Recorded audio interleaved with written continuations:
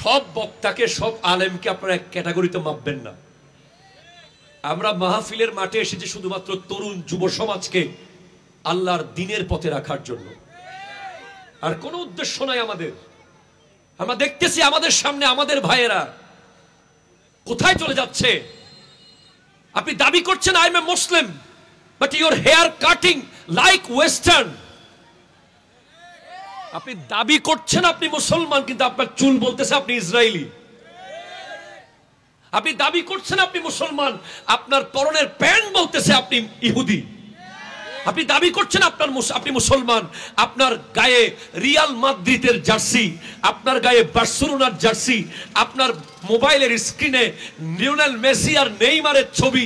ওই ছোট ছোট দাজ্জাল ফুটবলার গুলো আপনাকে পাগল করে রেখে দিয়েছে। বড় দাজ্জাল আসছে তো আপনি ঈমান দিয়ে দিবেন।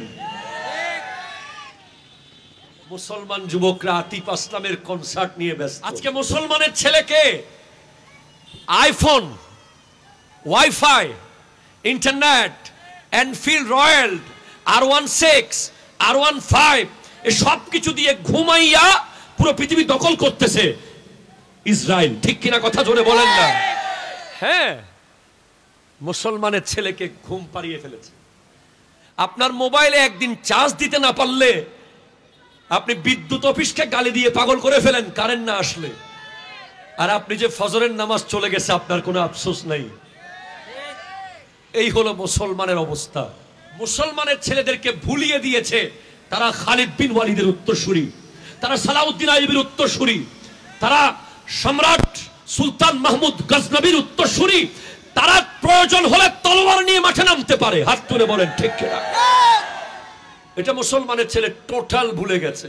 হযরত আবু যার গিফারি রাদিয়াল্লাহু তাআলা ওনাকে আমার নবী বলছেন, ইয়া আবা যার জাদ্দিদিস সাফিনা ফাইন্নাল বাহরা আমিকুন।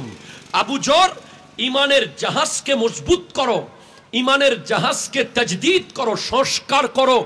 ওই সাগর অনেক গভীর, যেই সাগর তোমাকে পার হতে হবে এটা আটলান্টিকের চেয়ে অনেক বেশি কোটি গুণ গভীর, এটা প্যাসিফিকের চেয়ে গভীর। এই সাগর পার হতে ইমানের জাহাজ লাগবে, সেজন্য প্রতিদিন ইমানকে তাজদীদ করো। কোথায় গেলে ইমান সংস্কার হয় সেখানে যাও। কথা বলেন ঠিক কিনা বলেন না? ওয়া খুযিজ যাদা কামিলান, সফরের সামান নিয়ে নাও। আমাদেরকে প্রশ্ন করা হবে, তুমি ঢাকা যাওয়ার জন্য 1 ঘন্টা টাইম পেয়েছিলে, 1 ঘন্টার ভিতরে লুঙ্গি, গামছা, ব্রাশ, টুথপেস্ট, টিকেট, টাকা পয়সা, চার্জার, ইভেন 3 প্লাগ পর্যন্ত তুমি নিয়েছো। একেবারে গোছালো প্রিপারেশন। তুমি দুবাই যাওয়ার জন্য 2 দিন টাইম পেয়েছিলা। Ticket, passport, visa, trouser, T shirt সব নিয়েছো। আর আমি আল্লাহর কাছে আসার জন্য তোমাকে 60 বছর টাইম দিয়েছি, 90 বছর টাইম দিয়েছি। আল্লাহ বলবেন সেটা। তোমার লাগেজে কিছু নাই কেন?